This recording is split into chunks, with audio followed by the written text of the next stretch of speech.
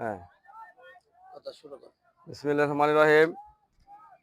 আমরা লেঙ্গুরি ইউনিয়ন যুবদল কলমাকান্দা উপজেলা যুবদলের উদ্যোগে কলমাকান্দা অন্তর্ভুক্ত ৮টি ইউনিয়ন লেঙ্গুরা, নাজিরপুর, কৈলাডি, পুগলা, বরকাপন, রংছাতি এবং খারনই, আমরা কলমাকান্দা সদর সহ ৮টি ইউনিয়ন কলমাকান্দা যুবদলের নেতৃত্বাধীন আজকে আমরা এই হাওড় অঞ্চলে টাকারঘাট আমরা পিকনিকে এসেছি, ঘোরাফেরা করতে এসেছি।